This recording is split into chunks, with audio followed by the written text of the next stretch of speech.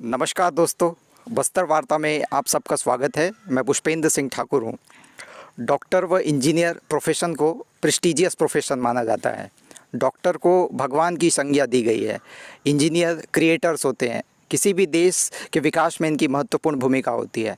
बस्तर वार्ता में मैं आज आपको भिलाई में संचालित द फ्लैश एकेडमी के डायरेक्टर तुहिन मंडल सर से मुलाकात करवाऊँगा। इनका पढ़ाने का तरीका इतना निराला है कि इन्हें भिलाई के खान सर कहते हैं। तो ज़्यादा टाइम न लेते हम सीधे सर से बात करते हैं। सर, सबसे पहले बस्तर वार्ता में आपका स्वागत है। अरे बहुत बहुत धन्यवाद मेरे भाई, मुझे बुलाने के लिए, है ना, बस्तर से वापस से जोड़ने के लिए आपका बहुत बहुत धन्यवाद। थैंक यू सर, अपना कीमती वक्त बस्तर वार्ता को देने के अरे लिए। नहीं यार, अपन यहाँ पैदा हुए हैं यार, यहाँ समय नहीं देंगे तो कहाँ देंगे। नारायणपुर मेरी जन्मभूमि है ना, यहाँ तो समय देना मेरा तो दायित्व है। सबसे पहला काम है यहाँ के लिए काम करना। और आप आए यहाँ पर, मुझसे बोले कि सर आपके कुछ जो मैसेज हैं यहाँ के बच्चों तक पहुँचाना है, तो मैंने कोई देरी नहीं की, क्योंकि नारायणपुर में मैं जन्मभूमि रही है। नारायणपुर बस्तर की माटी में मैं खुद पैदा हुआ हूँ, बड़ा हुआ हूँ, तो मेरा दायित्व भी बनता है यहाँ के लिए। सबसे ज़्यादा जिम्मेदारी मेरी यहाँ के लिए, रिस्पॉन्सिबिलिटी मेरी यहाँ है। तो पुष्पेंद्र ने मुझे मौका दिया, इस मंच पे बुलाया कि मैं इनके बच्चों तक, यहाँ के जो बच्चे हैं उन तक मेरी बातें पहुँचा सकूँ, तो मैंने कोई देरी नहीं की। सर, सबसे पहले अपना परिचय हमारे दर्शकों को दीजिए। My self Tuhin Mandal, I am a director and teacher at the flash academy Bhilai. मैं भिलाई में, मेरी संस्था है द फ्लैश एकेडमी, मैं वो संचालित करता हूँ, पढ़ाता भी हूँ। केमिस्ट्री मैं ही वहाँ पर पढ़ाता हूँ। विगत 7 वर्षों से पुष्पेंद्र मैं भिलाई में काम कर रहा हूँ। आज मेरे पास में करीब 250 प्लस स्टूडेंट होंगे जिनको मैंने डॉक्टर बनाया है। कई IITians भी निकले हैं, करीब 20 से 30 मेरे पास में IITians है जो IIT कॉलेजेस में है। तो ये है मेरा बैकग्राउंड, वर्किंग बैकग्राउंड आप बोल सकते हैं, प्रोफेशनल बैकग्राउंड बोल सकते हैं। मैं वहाँ पर काम कर रहा हूँ, अभी तक मैं काम वहाँ पर करते आया हूँ। सर, आपका एजुकेशन और फैमिली बैकग्राउंड क्या है, इसके बारे में थोड़ा बताइए। फैमिली बैकग्राउंड ऐसा है कि मैं नारायणपुर में, बहुत ही मिडिल क्लास फैमिली है हमारा, कोई ज़्यादा वो नहीं है। मेरे पापा जो है यहाँ शॉपकीपर है। हम लोग घर पे मम्मी पापा दादी और हम लोग 2 भाई हैं।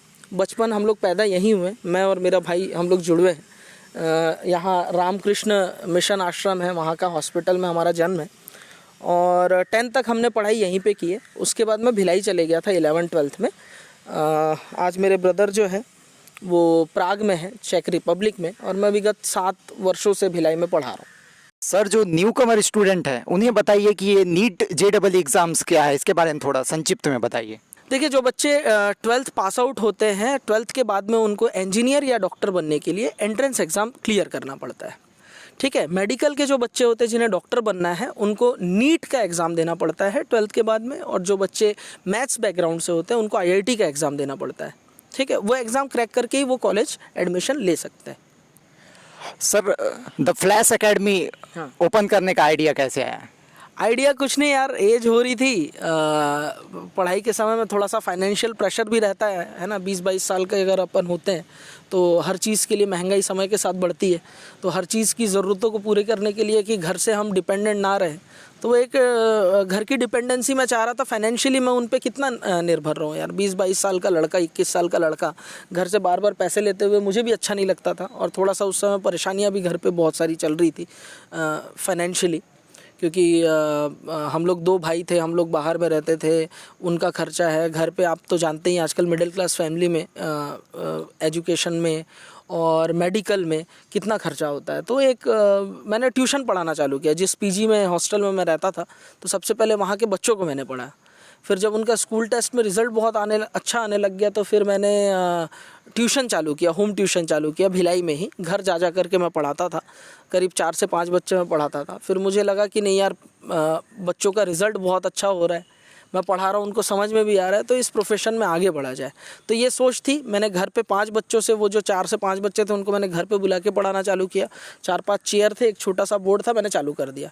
और रैंडमली मेरे दिमाग में कुछ नाम आ गया। मेरा एक फेवरेट सुपर हीरो कैरेक्टर है फ्लैश, तो उसके नाम पर मैंने रख दिया द फ्लैश एकेडमी। ऐसा कुछ प्लान नहीं किया, सब कुछ ऊपर वाले ने, भगवान ने वो उन्होंने रास्ता दिखाया और मैं करता चला गया। हाँ, मेहनत बहुत लगी फ्लैश एकेडमी को स्टेबल करने में, नो डाउट बहुत मेहनत लगा, स्ट्रगल करना पड़ा, लेकिन भगवान ने रास्ता बहुत दिखाया। मैं चलते गया उस रास्ते में ब्लाइंडली, आंख बंद करके।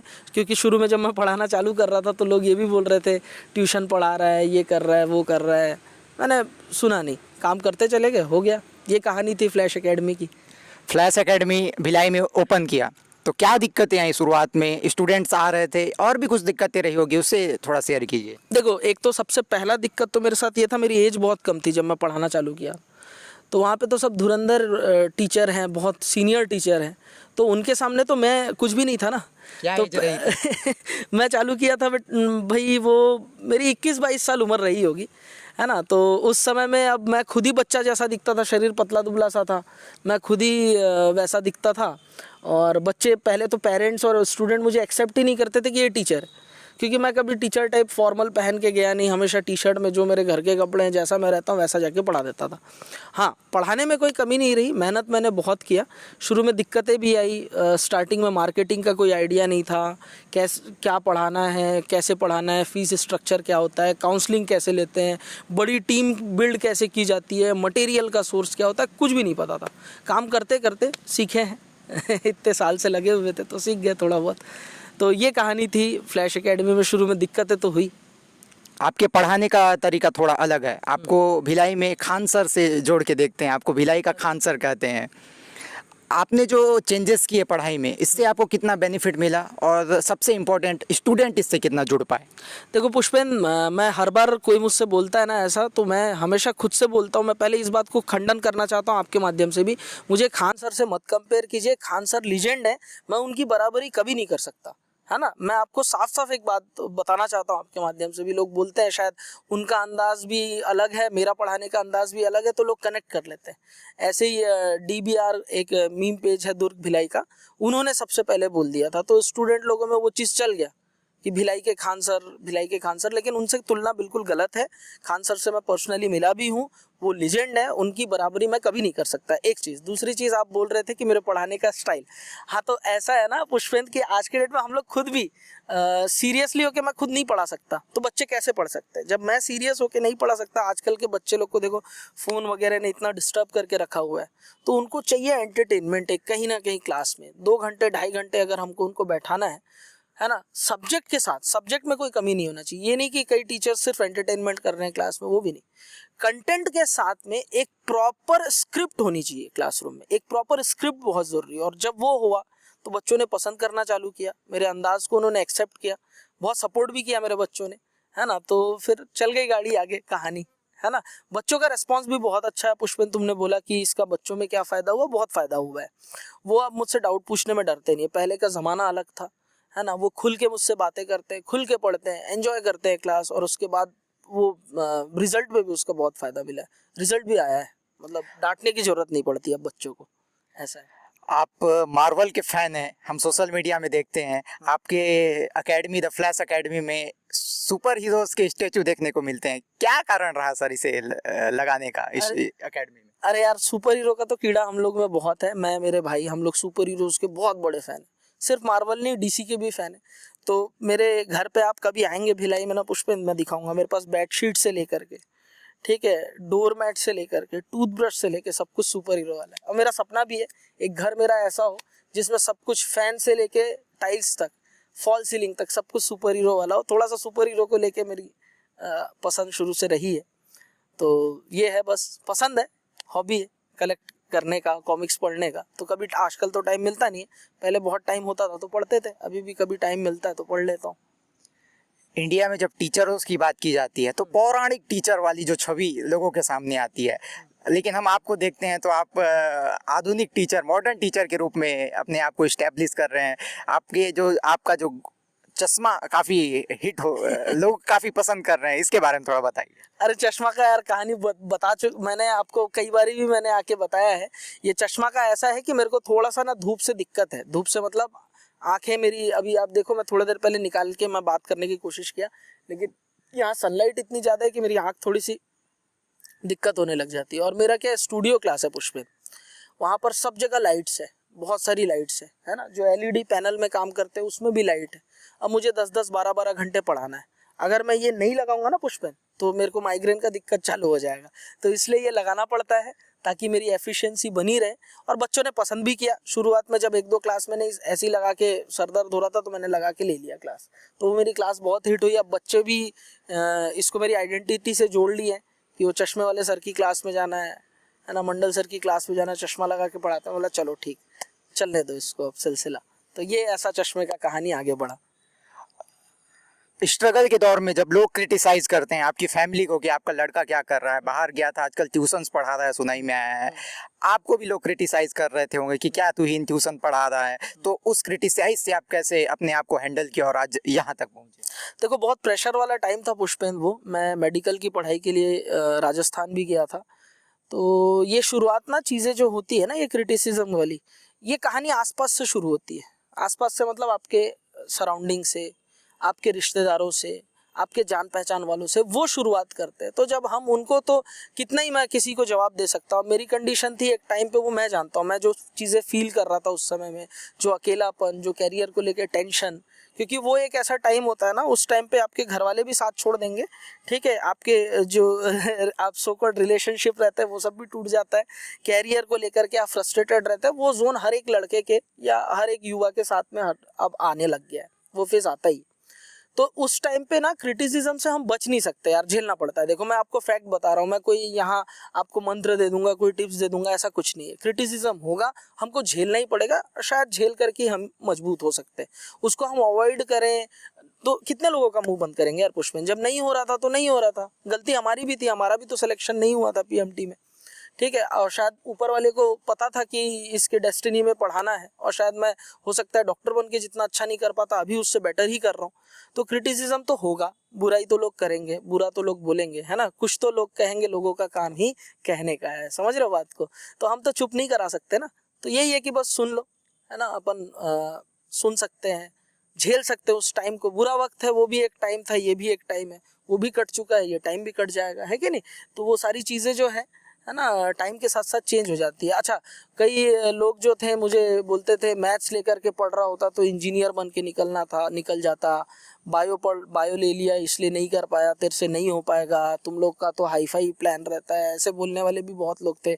आज मैं उनके सामने जाता भी हूँ तो मैं विनम्र होकर बात करता हूँ, मैं मेरे अंदर में बिल्कुल भी ऐसे एरोगेंट उनके लिए बुरी भावना नहीं है, लेकिन वो लोग भी समझते हैं कि हाँ, जो उस समय हमने जो बिहेवियर या जो बर्ताव इनसे रखा था वो सही नहीं था, वो रवैया अब उन्होंने बदला है। अभी ये चीज़ भी हुआ है मेरे साथ। सर आपने रिलेशनशिप की बात की, आजकल स्कूली बच्चे रिलेशनशिप में फंस रहे हैं, कॉलेज के स्टूडेंट्स रिलेशनशिप में फंस रहे हैं, क्या कहना चाहेंगे आप, रिलेशनशिप में पढ़ना चाहिए या नहीं? अरे यार रिलेशनशिप, देखो प्यार तो बहुत अच्छी चीज़ है, मैं इसको बुरा नहीं बोलूँगा, लेकिन ऐसा है कि पहले रोटी कमाने का जुगाड़ करना है, कैरियर ओरिएंटेड काम आप पहले करें। नहीं तो क्या होता है ना, कई लोग कैरियर भी नहीं बना पाए और जो उनकी गर्लफ्रेंड है उसको टाइम दे रहे, एक टाइम बाद ऐसा होगा ये तो छोड़ के चली जाएगी ना, आपके पास तो जॉब नहीं रहेगा, यानी कैरियर भी गया, लड़की भी गई हाथ से। तो भाई रिलेशनशिप जो है बाद में मैनेज करें, पहले पैरों पे खड़े हों, कैरियर पे ध्यान दें। और ये आजकल 16-17 साल के बच्चे पढ़ रहे हैं रिलेशनशिप में, इनको क्या मालूम है प्यार क्या होता है, प्रेम क्या होता है। ये सब कुछ एक माहौल बन गया है बस। हाँ, एक आसपास में लोगों में एक सबको फेमस होना है, सबको कूल बनना है, तो उसके लिए ये सारी चीज़ें आ गई है बस। लेकिन बुरा है, ये सब चीज़ें ठीक नहीं है। हालांकि आप पहले कैरियर पे ध्यान दें, फिर रिलेशनशिप वगैरह जो है वो सारी चीज़ें मैनेज हो जाती है। और मैं सब लोग को एक लाइन बोलता हूँ हमेशा, है ना, अपने बाबू को शोना एग्ज़ाम के बाद बुलाओ, एग्ज़ाम के पहले MCQ लगाओ, यानी क्वेश्चन प्रैक्टिस करो। ये मैसेज है। थोड़ा सा बच्चों को इस चीज़ का ध्यान भी रखना चाहिए कि अभी रिलेशनशिप में आ जाओगे, है ना, तो कैरियर पे कब ध्यान दोगे। ये उम्र ही है कैरियर पे काम करने का, इसी टाइम पे ही आपसे पढ़ाई होगी, क्योंकि एक उम्र के बाद में ये सब नहीं हो पाएगा आपसे, फिर आप फ्रस्ट्रेट होंगे, नहीं पढ़ पाएंगे। आजकल के स्टूडेंट्स जो हैं पढ़ना नहीं चाहते, वो मोटिवेशनल वीडियोस देख के अपने पैशन फॉलो करते हैं। कोई बोलता है कि मुझे आर्टिस्ट बनना है, मुझे क्रिकेटर बनना है, मुझे और भी कुछ बनना है, तो क्या कहना चाहेंगे आप उनको? देखो ऐसा है कि अगर कोई आर्टिस्ट है जिसमें सही में वो टैलेंट है, तो उसको तो कोई सराउंडिंग, कोई भी ताकत रोक नहीं सकती आगे बढ़ने से। अगर किसी में सही में हुनर है ना, तो उसको कोई ताकत नहीं रोक सकती, कोई बाउंड्री नहीं रोक सकता। जैसे लेकिन कई बच्चे जो होते हैं ना भटक जाते हैं, उनमें ठहराव नहीं है। इस उम्र में पढ़ाई छोड़ के सब अच्छा लगता है, इस उम्र में उनको पढ़ना छोड़ करके, मेहनत करना छोड़ करके सब कुछ अच्छा लगेगा। उनको गिटार बजाना, 2 दिन गिटार बजाएंगे और सोचेंगे मैं गिटारिस्ट बन जाऊंगा। 2 दिन गाने लग जाएंगे तो सोचेंगे मैं सिंगर बन जाऊंगा, है ना। 2 दिन स्केच बनाने लग गए कुछ तो उनको लगता है कि नहीं मेरा कैरियर इसमें बनेगा, मुझे पढ़ाई नहीं समझ आती पापा, बन भी जाऊंगा तो बड़ा ख़राब बनूंगा। 3 इडियट्स की तरह देखने, एक तो ये वाहियात फिल्म है 3 इडियट्स, इसने सबको बिगाड़ के रखा हुआ है। तो मैं ये बोलता हूँ कि पहले कैरियर, रोटी कमाने का जुगाड़ कर लो, जेब में पैसा रहे तो सारा पैशन फॉलो होता है। और आपको ये भी देखना होगा कि आप किस लेवल पे हैं। आप कुछ भी आप आर्ट कर ले रहे हैं, कुछ भी आप परफॉर्म कर ले रहे हैं और आपको लग रहा है कि हाँ यही ग्रोथ है, यही एक लेवल है, तो ऐसा नहीं है। आप उसके पीछे की कहानी जानें। अगर कोई थिएटर आर्टिस्ट बना है, जैसे नवाजुद्दीन सिद्दीकी हो गए, बड़े बड़े आर्टिस्ट हो गए, उनके पीछे के स्ट्रगल को जानिए। वो ऐसे ही नहीं बन गए, है ना। और आपको लगता है 2 दिन हमने गिटार बजा लिया तो मैं गिटारिस्ट बनूंगा, पढ़ाई छोड़ दूंगा। 2 दिन मैंने यूट्यूब में 1-2 वीडियो, यूट्यूबर बनना है ना। 2 दिन मैंने गाना गा दिया तो मुझे इंडियन आइडल जाना है, उसी में मैं काम करूंगा, मेरे को सिंगर बनना है। आसपास में एक माहौल बनाने लग जाता है, बच्चा सोचने लग जाता है ना। आसपास में कहानी उनके दिमाग में चलने लग जाता है, वो सोचते सोचते वो कैरियर से हटते चले जाते हैं। तो यही मैसेज है, पैशन फॉलो आप ज़रूर करें, अपने टैलेंट को ज़रूर निखारें, उस पर काम करें, वर्क करें, लेकिन पढ़ाई बहुत ज़रूरी है। पढ़ाई को काट के, पढ़ाई का टाइम काट के किसी टैलेंटेड, किसी आर्ट स्किल पे आप टाइम ना दें। पढ़ाई के अलावा आप करें, पढ़ाई का टाइम काट के वो ना करें। कोविड-19 में कहीं ना कहीं स्टूडेंट के पढ़ाई का स्तर गिरा है, बहुत ज़्यादा। तो वो क्या कुछ करके अपनी पढ़ाई के ट्रैक में वापस आ सकते हैं और नेशनल लेवल के एग्ज़ाम क्रैक कर सकते हैं? देखो, नेशनल लेवल के एग्ज़ाम क्रैक करने के लिए पुष्पेंद्र 2 ही चीज़ चाहिए, 2 ही चीज़, एक स्पीड और एक एक्यूरेसी। स्पीड मतलब कि आपको सारे क्वेश्चन की प्रैक्टिस बहुत स्पीड में होनी है और उस स्पीड को मेंटेन करते हुए आपको एक्यूरेसी लानी है, यानी जितने क्वेश्चन आप अटेम्प्ट करेंगे वो सही हो। तो ऐसा है कि लॉकडाउन में सिर्फ पर्टिकुलर जोन के एरिया के बच्चों की पढ़ाई नहीं ख़राब हुई, पूरे दुनिया में, पूरे विश्व में बच्चों की पढ़ाई थोड़ी सी ख़राब हुई है, क्योंकि 2 साल का ये बहुत बड़ा गैप था। इससे एक पढ़ाई को लेकर के कनेक्टिविटी कटी है। तो मैं सारे अभिभावकों को भी एक मैसेज देना चाहूँगा आपके वीडियो के माध्यम से, और बच्चों को भी मैसेज दूंगा कि आप लोग जो है निरंतर काम करते चलें। ये जो गैप 2 साल का पीरियड आया, आपको ओवर टाइम करना है। सपोज़ आप 4 घंटे पढ़ते थे तो अब आपको 5 घंटे पढ़ के सोना है। सपोज़ आप 6 घंटे पढ़ते थे तो आप क्लास 11-12 में 6 घंटे आप पढ़ते थे, तो आपको अब 7 घंटे करना है। और पेरेंट्स भी इस चीज़ का ध्यान रखें। अच्छा, दूसरी चीज़, ये काम करते हुए अपने बच्चों पे प्रेशर बिल्कुल ना डालें। बिल्कुल बच्चों पे प्रेशर तो डालना ही नहीं है कि किसी भी चीज़ के लिए। वो अपने आप, आपके बच्चे अब बड़े हो रहे हैं, समझदार हो रहे हैं, तो वो चीज़ें समझेंगे, ठीक है। तो कोविड-19 के टाइम पे आप ना अपने जो सिलेबस, जैसे मैं साइंस बैकग्राउंड से हूँ, साइंस का टीचर हूँ, तो मैं आपको बोलूँगा कि आप एनसीईआरटी बुक्स पे बहुत ज़्यादा फोकस करें और जो भी क्वेश्चन होंगे, प्रैक्टिस होंगे, उनको लिख लिख कर प्रैक्टिस करें आप। ये एक मैसेज है। सर, जो द फ्लैश एकेडमी, वो आपकी टीम भिलाई पे नीट जेईई की प्रिपरेशन करवा रही है।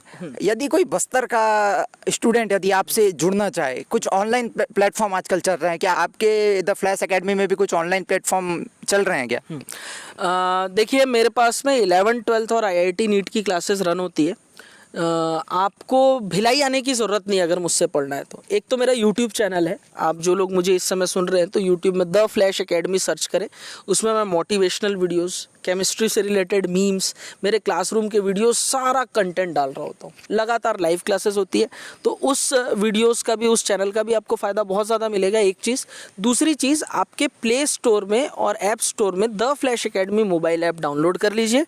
मैं और मेरा सिस्टम, छत्तीसगढ़ का सबसे हाईटेक क्लासरूम है हमारा, मैं और मेरी पूरी टीम आपकी पढ़ाई आपके घर पे बैठ के करा देगी, और बिल्कुल मिनिमम कॉस्ट। यहाँ आप जो भी ट्यूशन फीस आप पे करते होंगे उससे भी कम फीस में हम लोग की पूरी टीम भिलाई से आपको यहाँ पढ़ाएगी, और आपको पढ़ाई में कोई दिक्कत ही नहीं होगी। डाउट क्लियरिंग से लेकर के, आप वो पुष्पेंद्र एप्लीकेशन जब वो डाउनलोड करते हैं ना, तो उसमें मैंने बहुत सारे फीचर्स ऐड किए हुए, रेज हैंड से लेकर के डाउट पूछना, असाइनमेंट बच्चों तक पहुंचाना। यही कारण है आज छत्तीसगढ़ के हर डिस्ट्रिक्ट से मेरे पास बच्चे हैं, ऑलमोस्ट MP से हैं, CG से हैं, उड़ीसा से बच्चे जुड़े हुए हैं हमारे एप्लीकेशन पे, और बहुत कम फीस में। मेरा ट्यूशन फ़ीस मतलब ना के बराबर है, वो सिर्फ गेटवे के चार्जेस होते हैं और नेटवर्क के फ़ीस होते हैं। मतलब साल भर का आप देखेंगे तो एक बच्चे के साल भर का जो चॉकलेट का खर्चा होगा या बाहर कुछ खाना पीना, नाश्ते वाश्ते का जो खर्चा होगा, उससे कम कॉस्ट पे हम पढ़ा रहे हैं, बहुत ही चीप रेट कॉस्ट में। तो ये है सर। जो रूरल बैकग्राउंड के बच्चे होते हैं उनके मन में एक भाव होता है कि मैं शहरी बच्चों से कैसे कॉम्पीट करूंगा, इस पे आप उन बच्चों को क्या मैसेज देना चाहेंगे? देखो, इस बैकग्राउंड से तो मैं भी निकला हूँ। जब मैं पहली बार शहर में गया था, शहर मतलब भिलाई, बहुत बड़ी सिटी तो नहीं है, लेकिन फिर भी मैं जब वहाँ गया तो मैं खुद को, मेरे को तो बिल्कुल कॉन्फिडेंस ही नहीं था कि लोगों से बात कैसे करूँ। मैंने जो कपड़ा पहना हुआ है लोग जज तो नहीं करेंगे, लेकिन यकीन मानो बाहर निकले हो ना तो बेशरम तो आपको बनना पड़ेगा। दुनिया क्या सोच रही है, क्या बोल रही है, उसको इग्नोर करना पड़ेगा। दिल्ली में भी मैं रहा, मैं राजस्थान में भी रहा, बहुत सारे शहरों में मैं घूमा। तो अगर मैं शुरुआत में निकला तो ये वाली एंजाइटी मुझे भी थी कि गांव से निकला हूँ मैं, लोग क्या सोचेंगे, मैं पहना हूँ लोग क्या बोलेंगे, बात करने भी 4 लोगों से डरता था। तो लेकिन थोड़ा सा कॉन्फिडेंस आपको अपने आप आ जाएगा जब आप लाइफ में कुछ अच्छा कर रहे होंगे ना। तो अच्छा जब काम होने लगेगा कॉन्फिडेंस अपने आप आ जाएगा। तो मन से तो ये बात निकाल देना मैं गांव से हूँ, शहर जाके क्या करूँगा, या शहर के बच्चे तो ऐसे क्या हो जाएगा, उनसे मैं कैसे बात करूँ, कुछ नहीं, सब बढ़िया होता है। आप मेहनत करते चले, लाइफ में सब कुछ रास्ता बनने लगेगा। ऊपर वाला बैठा है ना, वो सारा रास्ता बना देता है। सर अचानक स्टूडेंट जो होते हैं सर रूरल बैकग्राउंड से अचानक बड़े शहरों में जाते हैं, एक तो उनमें हिचक तो होता ही है, लेकिन कुछ बच्चे होते हैं वहाँ के चकाचौंध में फंस जाते हैं, मॉल्स वगैरह में घूमना शुरू कर देते हैं, बड़े बड़े टूरिस्ट प्लेसों में घूमना शुरू कर देते हैं, अपनी पढ़ाई को छोड़ के अन्य काम करने लगते हैं। उन्हें क्या कहना चाहेंगे? देखो, घूमना फिरना तो अच्छी बात है, मॉल भी घूमो, शहर में घूमो, शहर में जो मिल रहा है खाओ, दोस्ती करो, सब बढ़िया है, सब बहुत बढ़िया है। लेकिन उससे कहीं हर चीज़ का एक लिमिटेशन होना चाहिए पुष्पेंद्र, कि आपको वो घूमने फिरने से आपकी पढ़ाई में कट आउट। कई बच्चे ऐसे होते हैं आए हैं भिलाई में पढ़ने या शहर गांव से आते हैं तो वो खुद को बांध के रखते हैं, मुझे कुछ नहीं करना है, एकदम सीरियस मोड में रह रहे होते हैं, वो अपने आप खुद को फ्रस्ट्रेट कर लेते हैं। मैं चाहूँगा वो बच्चे भी घूमे फिरे, घूमना फिरना गलत बात नहीं है, आप घूमे फिरे, हफ्ते में 1 दिन टाइम निकाले, 2 दिन टाइम निकाले, बट एज अ रिफ्रेशमेंट। हाँ, उस चीज़ को आप डोमिनेट कर रहे हैं, दोस्ती यारी हो गई, गर्लफ्रेंड बना लिए, बाइक में घुमा रहे हैं, मॉल जा रहे हैं, वो कर रहे हैं, पढ़ाई का टाइम कट कर रहे हैं, तो वो एक दिक्कत वाली बात है। अब उसको बच्चे को अपने अंदर से सोचना चाहिए, उनकी अंतरात्मा भी उनको बोलती होगी मेरे ख्याल से रात में सोने से पहले कि आज का दिन वेस्ट कर लिया, कल का दिन मत होने दे, कल कोचिंग चला जा, कल पढ़ाई कर ले। वो बच्चे की हर आत्मा बोलती है जो बाहर जा कर के पढ़ रहे हैं, तो उसकी आवाज़ सुने आप लोग, ना कि घूमने फिरने में ज़्यादा आप फोकस रहें।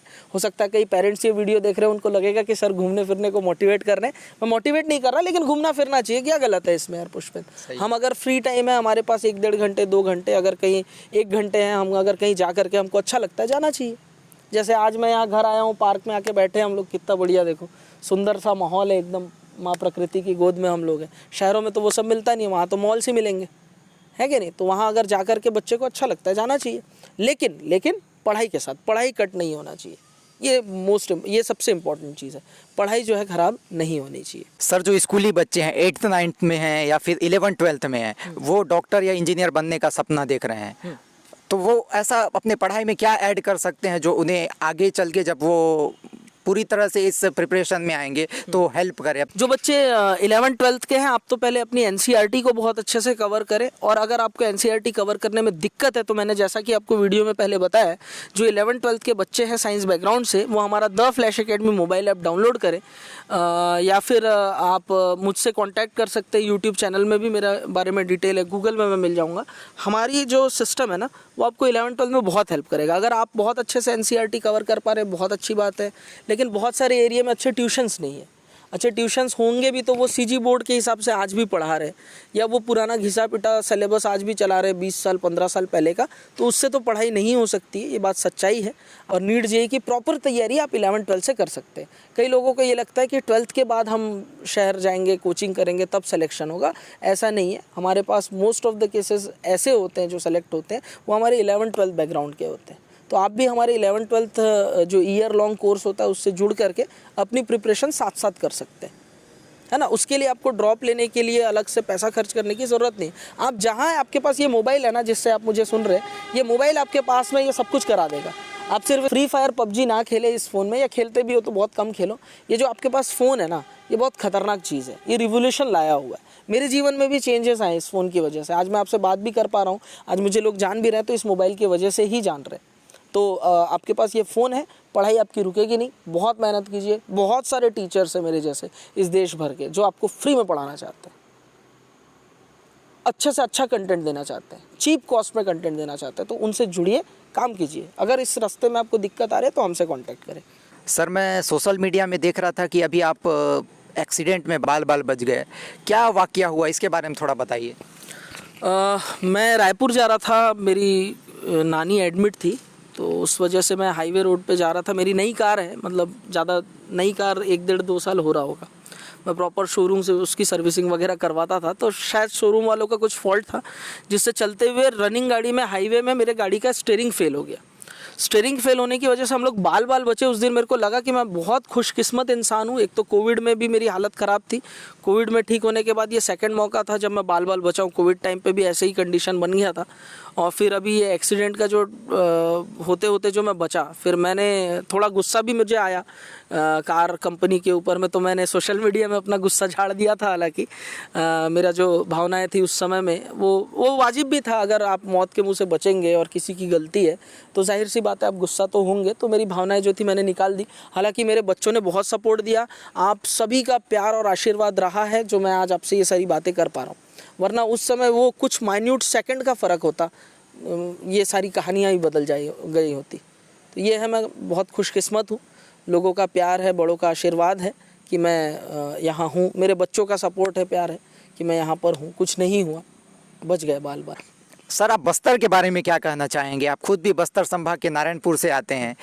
जब भी लोग बस्तर का बात सुनते हैं तो सबसे पहले उनके मन में आता है नक्सलिज्म, जबकि यहाँ पे और भी कई सारी चीज़ें हैं, यहाँ पे टूरिज़्म की असीम संभावनाएं हैं। बस्तर के बारे में क्या कहना चाहेंगे? अरे बस्तर बहुत खूबसूरत जगह है यार, मैं यहाँ का हूँ इसलिए नहीं बोल रहा, आप एक बार आइए तो सही, आप एक बार बस्तर आइए, हमारे साथ घूमिए, आप यहीं आपको बहुत पसंद आएगा। सिर्फ नक्सलिज्म से लोग जोड़ते हैं ऐसा नहीं है यार। अभी देखो बारिश का मौसम है, यहाँ जो चीज़ मिलती है ना वो कहीं नहीं मिल सकती। आपको समझ में आ गया मैं किसकी बात कर रहा हूँ? मैं बात कर रहा हूँ बोड़ा और फूटू की। ठीक है, तो वो चीज़ें कहीं नहीं मिल सकती। यहाँ का व्यंजन जो है, खान पान है, यहाँ की शिल्प कला है ना, वो कहीं नहीं मिल सकता। यहाँ का जो ट्रेडिशन है देखने लायक है। हमारे लिए तो, हम लोग तो बचपन से यहाँ पैदा हुए, हमारे लिए बहुत कॉमन है, लेकिन आप बाहर जो लोग रहते हैं ना, आप यहाँ आइए, आपको मज़ा ही आ जाएगा। मैं बता रहा हूँ, ऐसी ऐसी चीज़ें आपको देखने को मिलेंगी जो आपने कहीं नहीं देखी है। तो टूरिज़्म के लिए भी अच्छा, बस्तर में ऐसा नहीं है कि सिर्फ नक्सलिज्म ही है, यहाँ कितने ही लोग हैं जो आगे जा कर के पूरी मिट्टी का नाम रोशन किए। हम लोग भी कोशिश कर रहे हैं, काम कर रहे हैं, ठीक है, सब लोग काम कर ही रहे हैं ना। तो सिर्फ ऐसा नहीं है कि यहाँ नक्सलिज्म है और हर चीज़ नेगेटिविटी है, ऐसा कुछ भी नहीं है।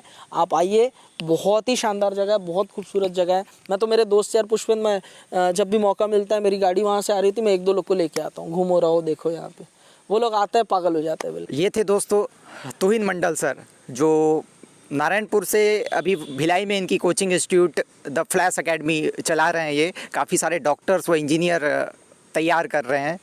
तो मैं सबसे पहले तो तुहिन मंडल सर को धन्यवाद देना चाहूँगा कि उन्होंने हमें अपना कीमती वक्त दिया। और भी कई सारे बातें हुई, पढ़ाई के साथ साथ और भी अनऑफिशियल चर्चाएं हुई। सर ने रिलेशनशिप पे भी बात की, बोड़ा फूटू के बारे में भी बताया, बस्तर के बारे में बताया। यदि आपको वीडियो अच्छा लगता है तो लाइक शेयर सब्सक्राइब करना न भूलिए। धन्यवाद। अच्छा, मैं भी अपने बच्चों से कहना चाहूँगा, मेरे छोटे भाई का चैनल है, बहुत मेहनती बच्चा है, इसके चैनल को ज़रूर सब्सक्राइब करें, ज़रूर से करें, ठीक है। धन्यवाद।